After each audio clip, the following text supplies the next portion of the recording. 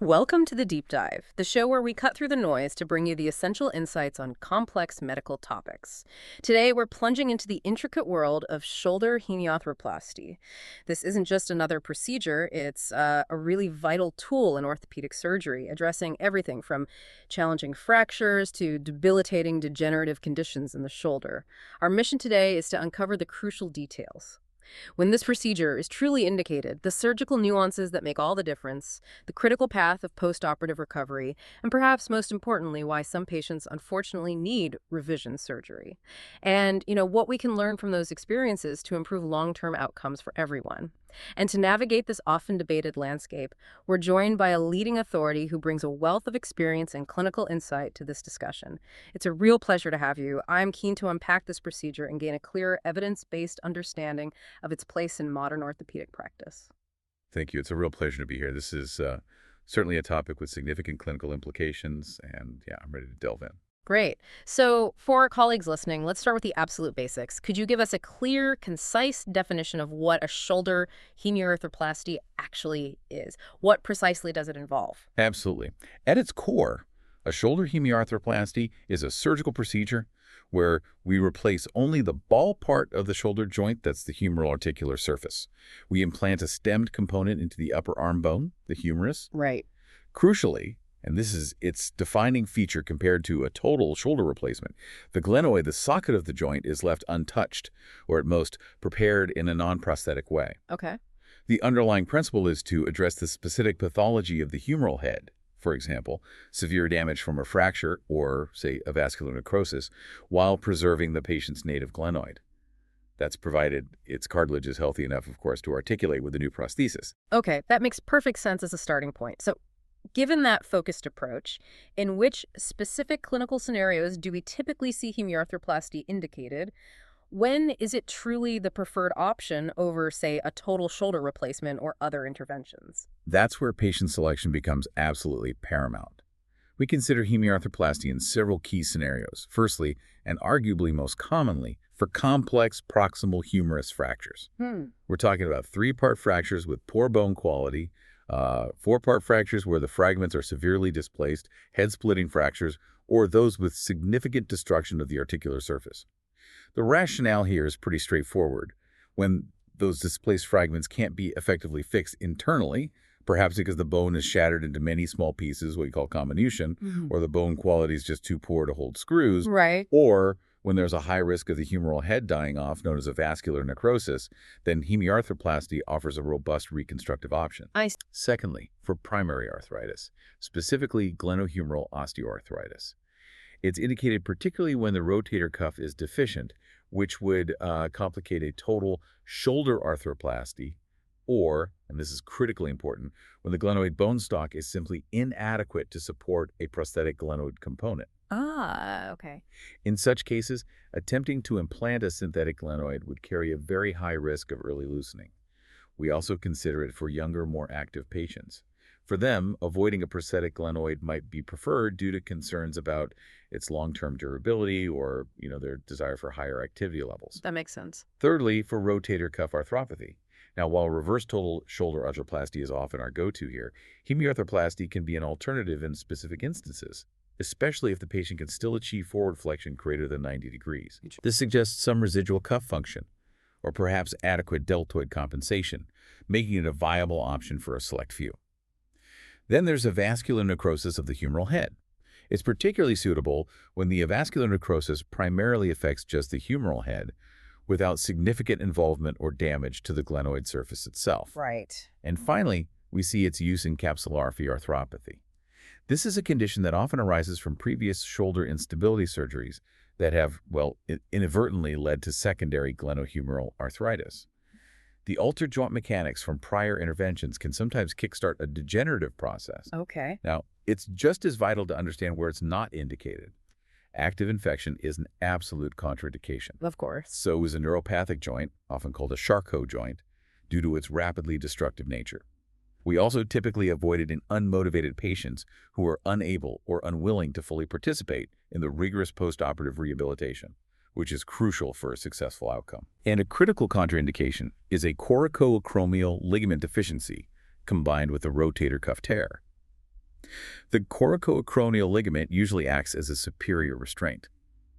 If both it and the rotator cuff are deficient, it creates a pathway for the humeral head to migrate upwards, leading to what we call superior escape, which drastically compromises function and can lead to early failure.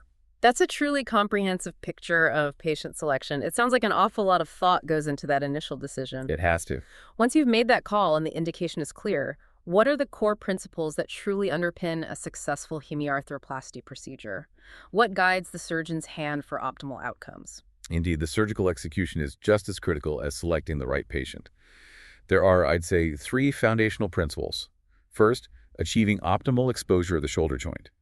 In certain fracture types, like isolated anatomical neck dislocations, where the tuberosities are often intact but the humeral head is dislocated, our approach to the joint is quite unique. How so? Well, instead of a simple tenotomy of the subscapularis tendon, which is common in other arthroplasty procedures, we often prefer an osteotomy of the lesser tuberosity.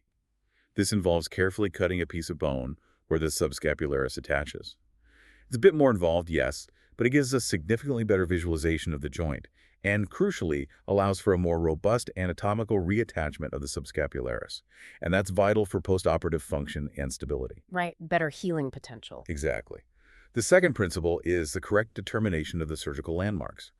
These anatomical cues are absolutely indispensable for achieving precise component positioning and orientation. Misjudging these landmarks can lead to malalignment of the prosthesis, which can profoundly impact joint mechanics, soft tissue tension, and ultimately the long-term health and function of the joint. It's truly about getting those initial points of reference spot on. Precision is key, clearly. Absolutely. And finally, the proper determination of prosthesis size and position. This is paramount. We must meticulously select the correct size of the prosthetic head and stem, and then position them anatomically within the humeral shaft. An incorrect size, for instance, a head that is too large, can lead to what we call overstuffing the joint. Overstuffing? Yes, causing stiffness and potentially accelerated glenoid arthritis. Conversely, a prosthesis that is too small or malpositioned can result in instability, poor soft tissue tension, and suboptimal load distribution on the glenoid. Achieving this delicate balance is absolutely vital for restoring physiological joint mechanics and ensuring the longevity of the implant. It sounds like a remarkable balance of art and science demanding incredible precision. It certainly does. Now let's step into the practical aspects. How is the patient typically prepared for this procedure, and what's the standard surgical approach you take? Patient preparation is quite standard, but with specific considerations for shoulder surgery. We strongly recommend positioning the patient in the beach chair position. This allows for excellent surgical access and visibility of the glenohumeral joint and all the surrounding anatomy, which is crucial for the precision we just discussed. While a supine position is an alternative, we usually reserve it for situations where we might be converting from an open reduction internal fixation or ORIAF if the patient is already positioned that way. Right, makes sense. And the approach? As for the surgical approach itself, the deltopectoral approach is almost universally used for hemiarthroplasty. This approach is favored due to its anatomical advantages. It involves navigating through the natural plane between the deltoid and pectoralis major muscles. It's a relatively safe route, as it avoids significant muscle transaction and major neurovascular structures, providing direct and excellent exposure of the glenohumeral joint. Okay, so that's how you gain access. Once you're in, what are the absolute non-negotiables, the critical steps involved in the implantation of a hemiarthroplasty? What do you focus on to ensure that prosthesis is perfectly placed? Right. Once we're through the initial approach, the real meticulous work begins.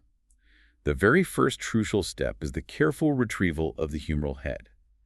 This involves ensuring we collect every fragmented piece, as anything left behind could cause irritation or, mechanical problems later on. Next, we move to measuring the humeral head size. This is vital for selecting the appropriate prosthetic head. We typically measure the native humeral head we've just removed.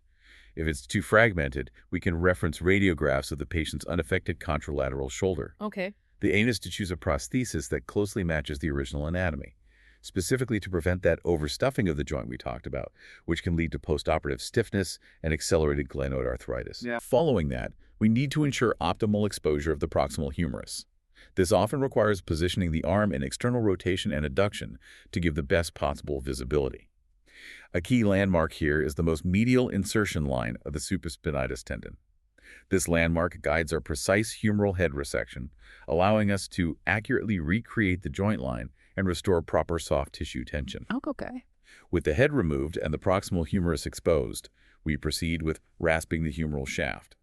This is a systematic process using a series of rasps to prepare the humeral canal, creating the correct size and geometry for a stable and secure fit for the prosthetic stem.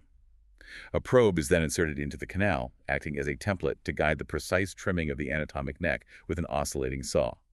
This step is fundamental for ensuring the prosthetic head sits anatomically and aligns correctly with the glenoid. Right, meticulous preparation. Absolutely. After all this preparation, we focus on defining the final size and position of the prosthetic humeral head. This is an iterative process where we often use trial components to confirm that the chosen size and rotational position will restore optimal joint mechanics and stability, ensuring smooth articulation with the native glenoid. Once we're satisfied, we then proceed to the assembly and insertion of the fitted prosthesis, carefully putting together the components according to the individual patient's parameters and securely implanting them. Following prosthesis insertion, meticulous closure of the osteotomy or tenotomy is paramount. If we performed a lesser tuberosity osteotomy, securely reattaching that bone block is critical for restoring the integrity of the subscapularis muscle and the anterior stability of the shoulder. If we performed a subscapularis tenotomy, precise reattachment of the tendon is equally vital. And fixation, cemented or uncemented. In terms of fixation, the long-standing standard of care has often involved a cemented prosthesis. Our clinical experience and data strongly suggest that cemented components generally provide superior quality of life, a better range of motion, and greater strength compared to uncemented humeral components. Interesting. The cement provides immediate, stable fixation, which is particularly beneficial in compromised bone quality and contributes to improved long-term outcomes and patient satisfaction. Right. Finally, we pay incredibly close attention to retroversion and implant height. The ideal retroversion for the humeral component is typically around 30 degrees. This means the lateral fin of the prosthesis should be positioned slightly posterior to the biceps groove. This specific retroversion is crucial for minimizing the risks of anterior or posterior dislocation postoperatively. Additionally, we stress the importance of positioning the greater tuberosity just a few millimeters below the top of the prosthetic humeral head, typically between 7 to 8 millimeters. This precise height is vital for maintaining appropriate tension in the rotator cuff and biceps tendons, and for accurately recreating the normal contour of the medial calcar. These measurements aren't just technical details. They are fundamental for restoring the physiological length-tension relationships of the surrounding muscles, which directly translates to functional recovery and preventing impingement. Another anatomical guide is that the distance from the top of the prosthetic head to the upper border of the pectoralis major should be around 56 millimeters. These fine-tuned details are what allow for natural, pain-free movement after the procedure. That level of surgical precision sounds absolutely unforgiving, a game of millimeters indeed. It really is. But surgery, of course, is just the beginning. The real journey to recovery often lies in rehabilitation. Why is the shoulder particularly challenging to rehabilitate, and what does this process typically entail for the patient? You've hit on a crucial point there. The shoulder is arguably the most challenging joint to rehabilitate, whether after surgery or conservative treatment. This is due to its unique anatomy. It possesses the greatest range of motion of any joint in the body, relying on a complex interplay of muscles, tendons, and ligaments for both mobility and stability. Right. This inherent mobility also makes it highly susceptible to developing stiffness, which is a common and significant complication. Despite the complexity, early passive motion is usually initiated quite soon after surgery, often even on the first postoperative day, as tolerated by the patient's pain levels. This early controlled movement is crucial for preventing stiffness, even after major reconstruction. However, it's never a one-size-fits-all approach. No, I imagine not. The rehabilitation program must be meticulously adjusted. This means tailoring it to the patient's individual abilities, their personal expectations, and critically, the quality and stability of the surgical repair. Customization is paramount for achieving optimal outcomes. There are, of course, special conditions that may necessitate a delay in starting passive motion. For example, If there's poor screw purchase and osteoporotic bone, if there's significant concerns about soft tissue healing, perhaps a fragile tendon or ligament repair, Okay. or in cases involving specific fixation techniques like percutaneous cannulated screw fixation without tension-absorbing sutures, we might delay the initiation of motion.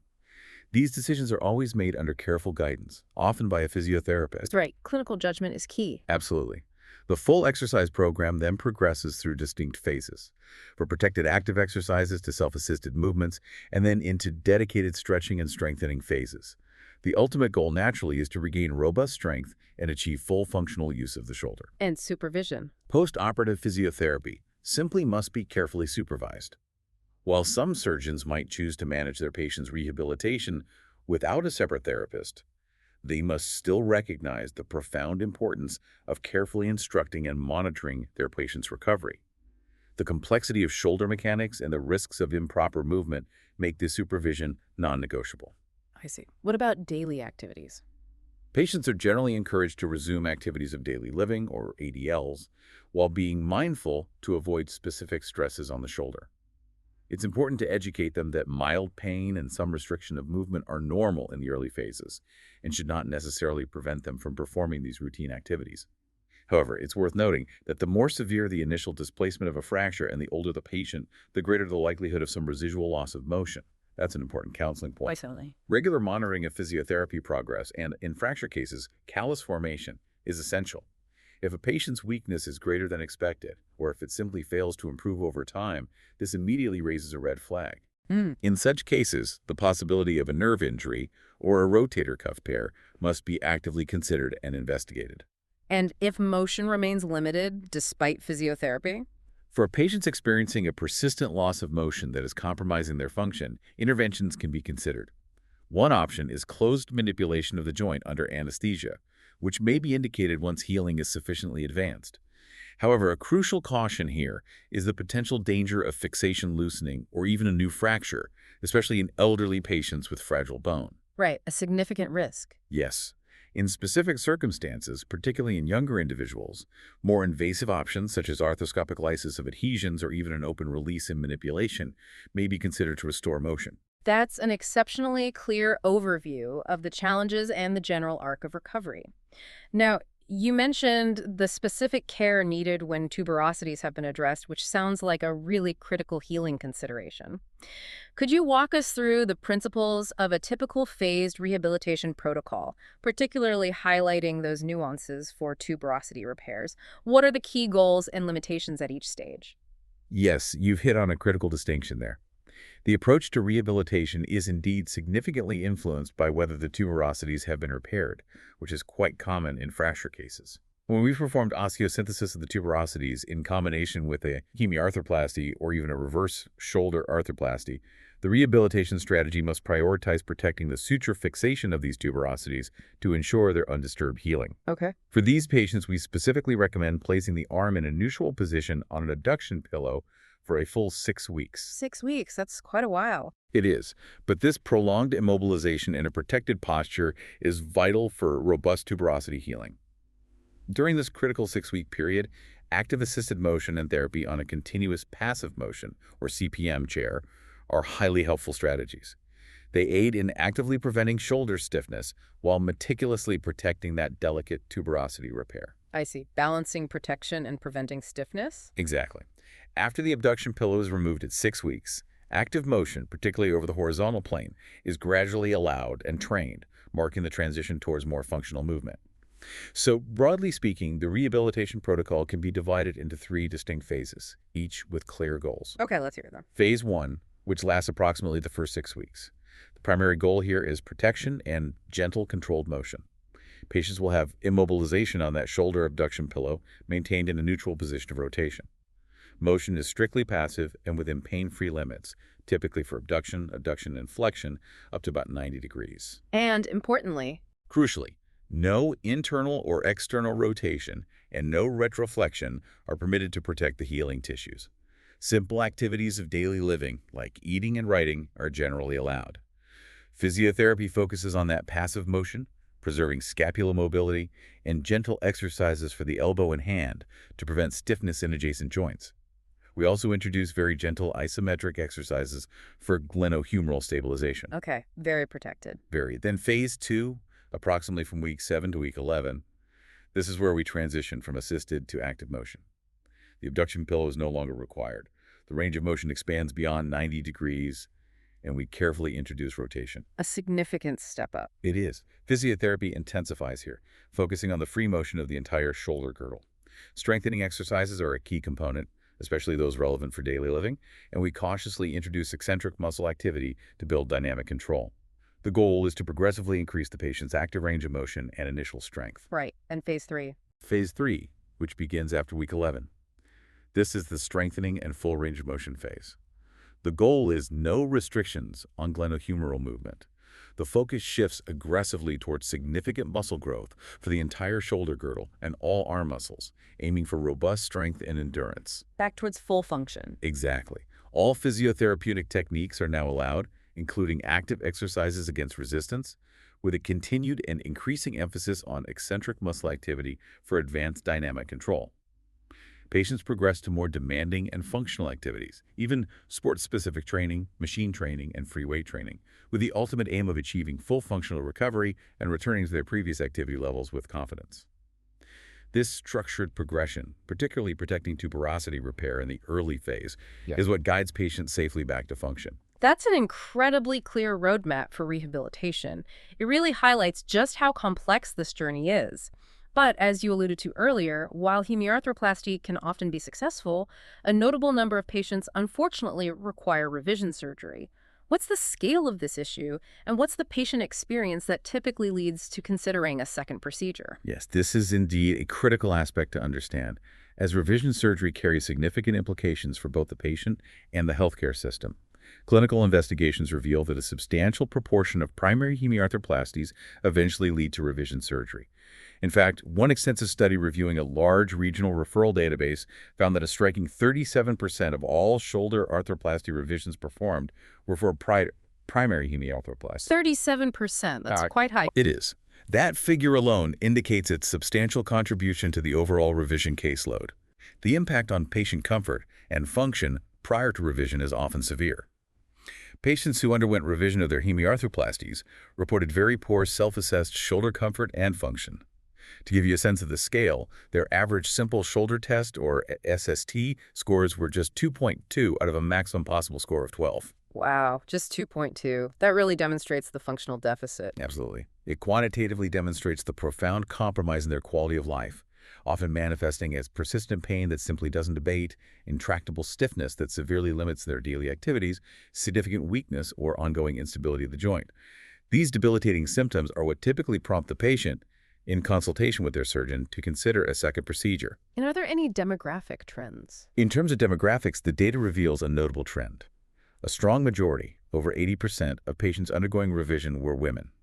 Furthermore, the typical interval from the initial hemiarthroplasty to the revision surgery averaged around 3.4 years. What's particularly insightful is that the majority, over half of these patients, presented for revision within 2 years of their initial hemiarthroplasty. So quite early on, in many cases. Yes. It suggests that the issues leading to revision often manifest relatively early in the postoperative course, highlighting the need for vigilance in the first couple of years. That's a significant proportion, and the patient impact sounds devastating.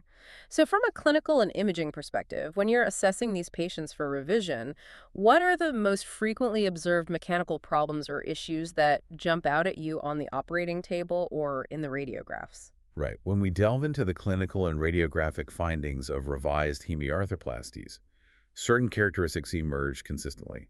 A predominant factor is rotator cuff or subscapularis failure. This was noted in nearly half of revised cases.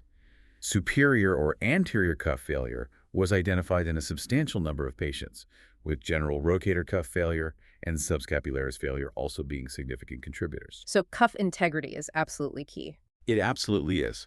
Without a functional cuff, the humeral head cannot be properly centered, leading to instability and poor function.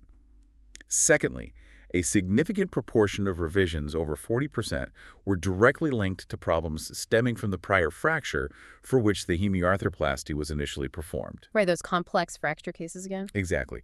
This highlights the inherent complexity and challenges of prosthetic reconstruction in the context of acute, complex fracture patterns. Glenoid erosion was another prominent feature, found in over a third of all revised cases. Okay. When we looked specifically at cases with adequate pre-revision radiographs, it was even more prevalent, affecting well over half of those patients. We grade this erosion. Grade 2 is limited to the subchondral bone. Grade 3 involves moderate erosion with medialization, meaning the humeral head has migrated inwards. And Grade 4 signifies severe medialization, extending beyond the coracoid base. And that erosion causes pain. Yes, this progressive erosion of the native glenoid cartilage and bone is a major mode of failure, often leading to pain and instability. Component malposition was observed in a quarter of the revisions. This clearly points to the critical importance of meticulous surgical technique and precise intraoperative assessment to ensure the prosthesis is optimally placed and oriented. The surgical precision we discussed earlier. Precisely. Glenohumeral decentering was present in a notable number of cases with adequate radiographs, with superior decentering being the most common direction. When the humeral head is decentered, it shifts the load distribution eccentrically, leading to concentrated stress on a smaller area of the glenoid surface, which then significantly accelerates glenoid wear and erosion. Ah, so decentering drives the erosion. Often, yes. Tuberosity malunion or non-union was found in a quarter of cases with adequate radiographs. This is particularly significant in fracture-related revisions, because intact and well-healed tuberosities are absolutely crucial for proper rotator cuff function and overall shoulder stability. If they don't heal correctly, it severely compromises muscle mechanics and joint stability. Any other common issues? Other, less common issues included instability, contact between the prosthetic head and suture anchors from previous repairs, obvious infection, and periprosthetic fracture. It's important to recognize that many shoulders presented with more than one of these features, indicating that the reasons for revision are often multifactorial. It certainly seems that hemiarthroplasties initially performed for fracture-related diagnoses are disproportionately represented among these revisions. What unique characteristics or challenges are observed in these specific patient groups, and why are they so prone to revision? You're absolutely right to highlight the fracture-related cases. Our findings confirm that revised primary arthroplasties initially performed for fracture diagnoses were predominantly in women, aligning with the overall demographic of hemiarthroplasty revisions. The typical revision interval for these fracture cases was around 3 years after the initial procedure, which again points to a delayed but persistent onset of complications. Interestingly, in these cases, the humeral component was commonly cemented, a technical detail worth noting. Okay. Crucially, these shoulders frequently showed failure of the tuberosity, either as malunion or non-union. This was a striking finding, affecting a very high percentage, well over 70% of the cases revised specifically for fracture. Over 70%, that's huge. It is. This figure profoundly underscores the inherent difficulty in achieving reliable tuberosity healing in these complex fracture patterns, especially in a population often characterized by poorer bone quality, such as elderly women. Furthermore, superior or anterior decentering was also highly prevalent in these fracture-related revisions, affecting over 60% of the cases where this could be assessed radiographically. So tuberosity failure and decentering are the big culprits in fracture cases. They are major factors, yes. Now, to explain why tuberosity problems are so detrimental after hemiarthroplasty for fracture. When tuberosities are poorly healed or non-united, they remove critical anatomical support for the humeral component. The tuberosities serve as essential landmarks for precise humeral component positioning during surgery. Their failure disrupts these landmarks and fundamentally compromises the ability of the rotator cuff muscles, which attach to them, to function effectively. This leads to instability, often manifesting as superior migration of the humeral head. In essence, the prosthesis loses its stable base and the power of its surrounding muscles. Healing problems are consistently associated with adverse outcomes, including superior migration, persistent stiffness, and intractable pain, which makes it incredibly challenging for these patients to regain satisfactory function. That paints a very clear picture of the specific vulnerabilities in fracture cases. Let's delve into another prominent feature you mentioned earlier, glenoid bone erosion. What specific factors are strongly associated with the presence and severity of this erosion? Is it tied to the initial diagnosis, or are other mechanical issues at play that clinicians really need to be aware of? Glenoid bone erosion is indeed a major finding among revised hemiarthroplasties, and it speaks more to mechanical factors rather than solely the original biological pathology. We found a very strong association between major erosion of the bony glenoid, defined as grade 3 or 4, and decentered hemiarthroplasties. Clinical data showed that major erosion was significantly more common in decentered hemiarthroplasties compared to those that were well-centered. From a biomechanical perspective, decentering leads to eccentric bone loading. This means the force transmitted through the joint is not evenly distributed across the entire glenoid surface, but is concentrated on a smaller area. This diminished contact area then leads to increased localized glenoid bone wear, accelerating the erosion process. Makes mechanical sense. It does. Even more crucially, we observed an even stronger association between major erosion and valgus positioning of the humeral component. This was seen in a striking majority of hemiarthroplasties that were positioned in valgus, compared to a much smaller proportion of those positioned in neutral or varus. This difference was highly statistically significant. Valgus positioning, so angled outwards. Exactly. The reason valgus positioning contributes to erosion is that it can give rise to locally increased joint pressure, particularly when the arm is in an adducted position. In this position, the inferior corner of the humeral head is pressed more intensely into the glenoid bone surface, leading to accelerated wear in that specific area. Okay, so decentering and valgus positioning are major drivers of erosion. They certainly appear to be key mechanical drivers. Interestingly, the presence and severity of glenoid erosion were not strongly associated with the diagnosis prior to the index hemiarthroplasty, for instance, whether it was performed for a fracture versus for arthritis. This is more about the mechanics post-surgery. It suggests that the mechanical factors of component positioning and altered joint kinematics often outweigh the original underlying pathology in driving this specific complication. Decentering itself can arise from a couple of scenarios. It might be due to the implantation of a humeral hemiarthroplasty prosthesis into a shoulder that already has pre-existing, uncorrected posterior glenoid erosion, which is a common finding in conditions like osteoarthritis or capsularaphy arthropathy. Right. Alternatively, decentering can stem from technical factors during the surgery itself, such as inadequate soft tissue balancing around the joint or direct malpositioning of the humeral component. Both of these can lead to the humeral head not articulating centrally with the glenoid. These insights into the mechanics of failure are incredibly valuable. Given this detailed understanding of the reasons for hemiarthroplasty revision, what concrete actions and surgical considerations can clinicians implement to improve the outcomes of primary shoulder hemiarthroplasty and, ideally, minimize the need for revision surgery? What's the takeaway for practice? This is where we turn knowledge into actionable improvements for our practice. Based on these findings, there are several key areas where orthopedic surgeons can make a significant difference. Firstly, meticulous rotator cuff integrity assessment is paramount. At the time of the primary procedure, the surgeon is in a unique position to directly assess the quality of the rotator cuff tendons and their attachment to the greater tuberosity. Right, check the tissue quality carefully. Exactly. If the cuff appears frail, thin, or of poor quality, the surgeon should strongly consider an alternative procedure, such as a reverse total shoulder arthroplasty, as rotator cuff deficiency is a major driver of unsatisfactory outcomes and eventual revisions. Proactively addressing this at the index surgery can prevent a future failure pathway. Makes sense. Secondly, prioritizing proper and secure humeral component positioning with glenoid centering is absolutely essential. Surgical techniques must be meticulously directed at achieving optimal centering of the prosthetic humeral articular surface on the glenoid concavity. This means ensuring precise humeral component positioning in terms of height and retroversion, combined with careful soft tissue balance around the joint. So getting the position spot on. Spot on.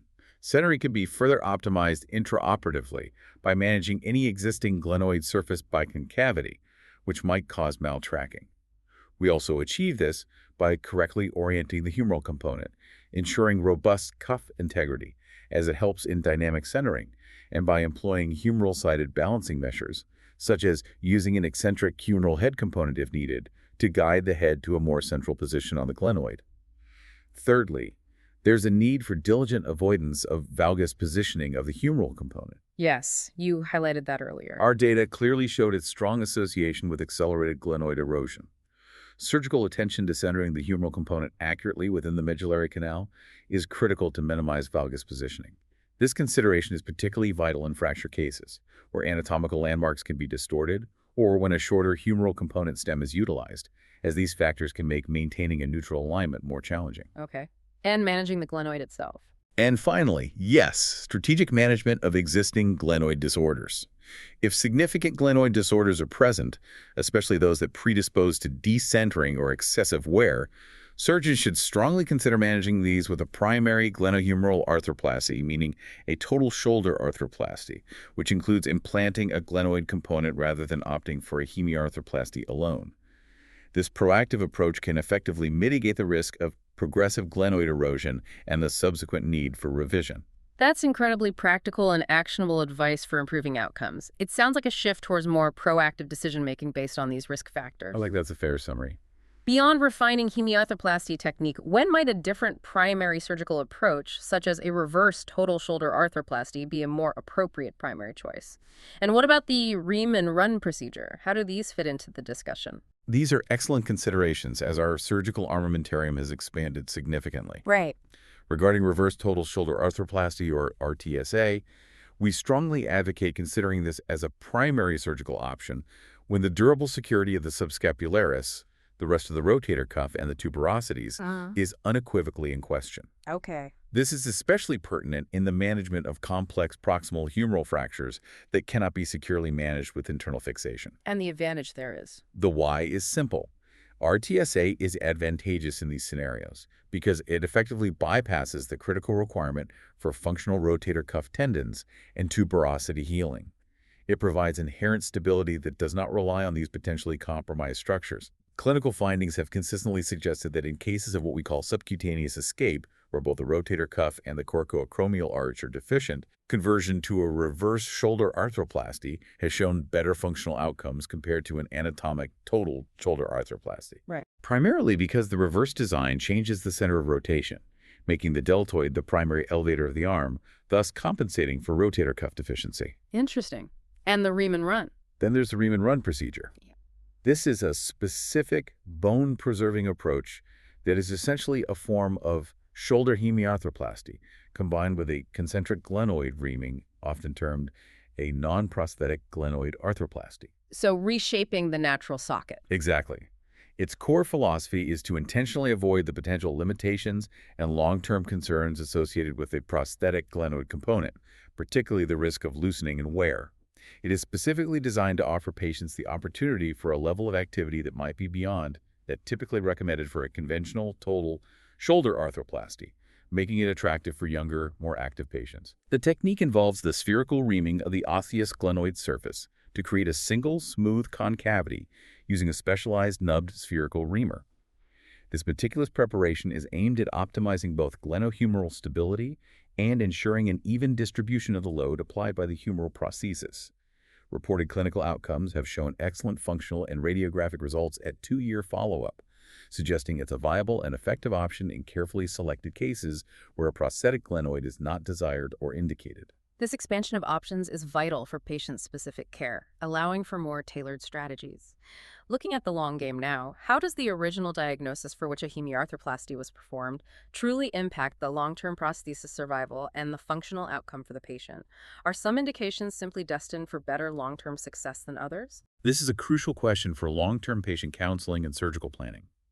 Comprehensive long-term survival analyses, with mean follow-up periods often exceeding 8 years, even well over 11 years in some clinical series, provide compelling answers. Overall, the 10-year prosthesis survival rate for shoulder hemiarthroplasty is generally very good, typically around 88%. However, this average masks significant variations depending on the initial diagnosis. Right, the devil's in the detail. Always. When we look at the best indications for survival and function, a vascular necrosis stands out. It demonstrates very strong 10-year survival rates nearing 95%, and importantly, the highest mean constant Murley functional score among all diagnoses. The complication rate for a vascular necrosis is moderate, at around 15%.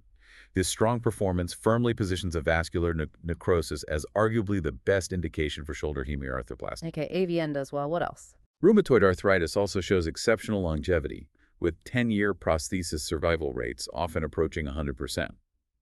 While the mean constant Murley functional score is somewhat lower, this indicates excellent implant survival. The complication rate is notably low.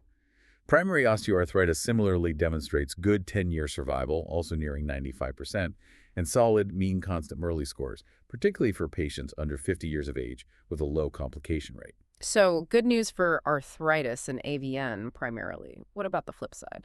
Now, in stark contrast, when we look at the worst indications for survival and function, the picture changes significantly. Cuff tear arthropathy shows a lower 10-year survival rate, around 81%, and the lowest mean constant Murley functional score, clearly indicating substantial functional limitations and a higher complication rate, close to 19%. The lowest 10-year survival rate, around 77%, is observed in cases of post-traumatic fracture sequelae, with a mean constant Murley score that's reasonable but still compromised. And complications. Critically, this group also exhibits the highest complication rate, a substantial 25%. A quarter of patients having complications. Yes.